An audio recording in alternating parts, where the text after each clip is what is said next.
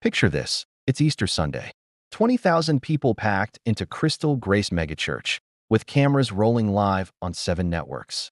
The choir hits the final note of Amazing Grace, and then Pastor Marcus Reid's wife and her sister throw punches in front of the entire congregation. Blood, screaming, cameras capturing every second.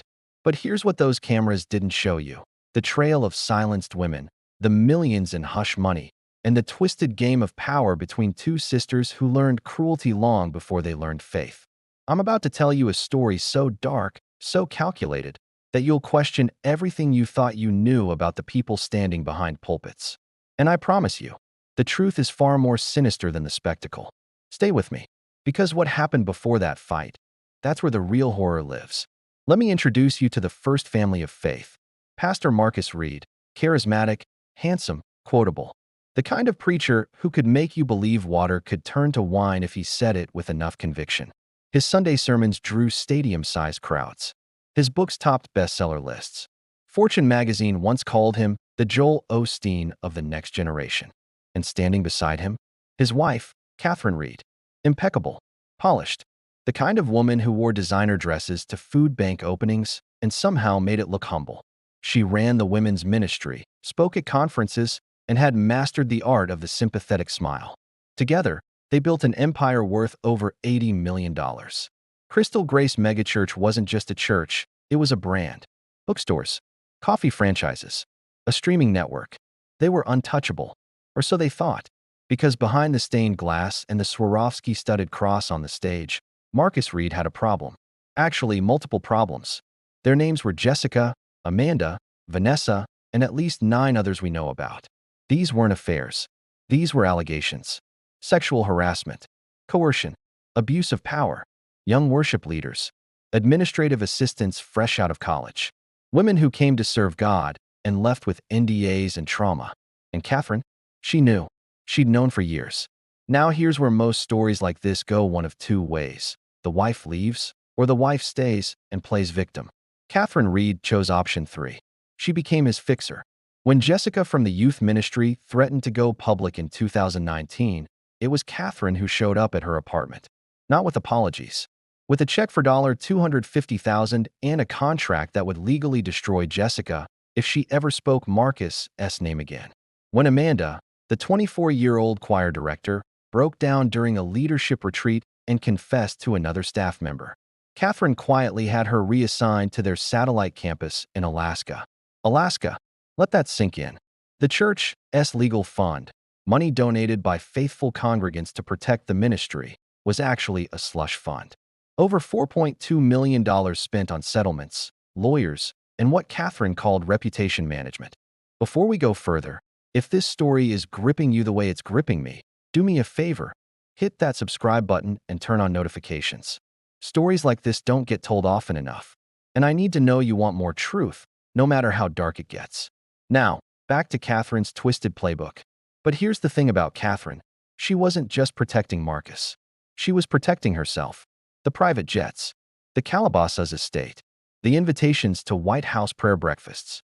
Her entire identity was wrapped up in being First Lady of Crystal Grace. She told herself she was saving the ministry, protecting the faithful, preserving God's work. But let's call it what it was. She was an accomplice, and she was good at it. Too good. So good that Marcus started to believe they were invincible. That's when her sister entered the picture. Meet Rebecca Torres, Katherine's younger sister. And if you think this story couldn't get more twisted, buckle up. Rebecca had always lived in Katherine's shadow. Same childhood, same trauma, same abusive, fire and brimstone father who ruled their home like a dictator and called it discipline. But where Katherine learned to perform, to smile, to please, Rebecca learned to resent. She watched her sister marry into glory while she stayed a regional sales manager for a pharmaceutical company. She watched Katherine's face on magazine covers while her own Christmas cards went unanswered. The jealousy festered like an infected wound. So when Rebecca started volunteering at Crystal Grace in 2022, Katherine thought it was reconciliation. It wasn't. Rebecca had a plan. She started quietly, befriending the women Marcus had hurt. The ones who'd signed NDAs but still whispered in private Facebook groups. The ones Katherine had paid off and cast aside. Rebecca told them she believed them. She validated their pain. She bought them coffee and listened. And then she organized them. By early 2023, Rebecca had what she called the choir. 11 women, all former victims of Marcus Reid, all ready to speak. But Rebecca didn't want justice. She wanted spectacle. She wanted to destroy Katherine just as much as Marcus. See, this wasn't about morality for Rebecca. It was about power. It was about finally being the one in control. She leaked strategic information to tabloids. She coordinated with investigative journalists. She timed everything for maximum damage. And when Easter Sunday 2024 came around, she showed up to Crystal Grace with her choir in tow, cameras ready, knowing exactly what she was about to detonate. Easter Sunday, April 21st, 2024. The service was going beautifully.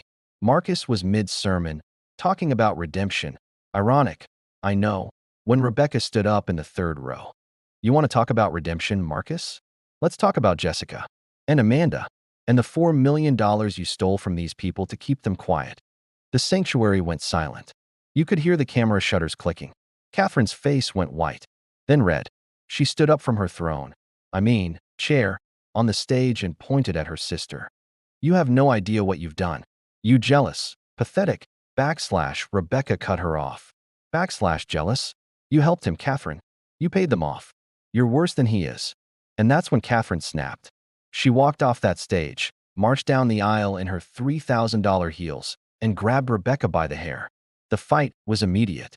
Brutal. Security tried to intervene, but not before Katherine screamed, on live television, words that will haunt both of them forever. You think you're a hero? You think you're better than me? Dad did the same thing to us, and you said nothing.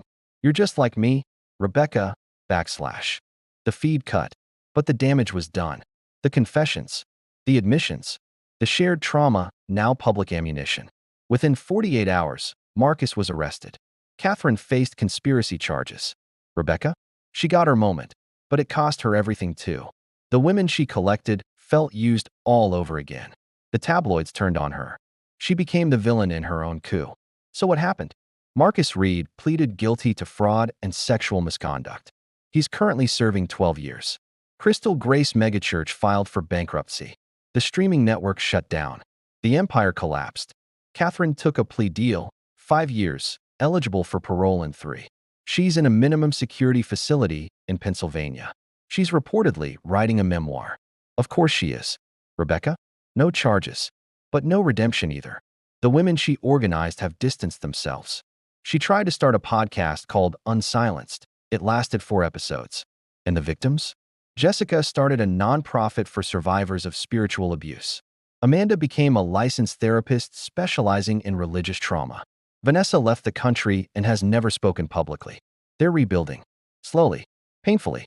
If this story moved you, angered you, or made you think differently about power and faith, please, like this video, leave a comment, and share it. Stories like this need to be told. Survivors need to be heard. And institutions that protect predators need to be exposed. Your engagement genuinely helps this message reach people who need to hear it. Here's the thing about this story that keeps me up at night. Katherine and Rebecca both suffered. They were both victims of the same abusive childhood. But one became a protector of abusers, and the other weaponized victims for revenge. Trauma doesn't excuse evil, it explains it. The real tragedy isn't just Marcus Reid and his predatory behavior. It's the system that enabled him. It's the people who saw the warning signs and stayed silent. It's the culture that prioritizes reputation over truth. And maybe, just maybe, it's the question we should all be asking when we see someone on a stage, behind a pulpit, or in a position of power. Who are they when the cameras turn off? The answer might save someone's life. I'm justice and revenge, and this was the dark truth behind the first family of faith. Tell me, what will you do if you were to trade places with the victims? I want to hear from you at the comment section.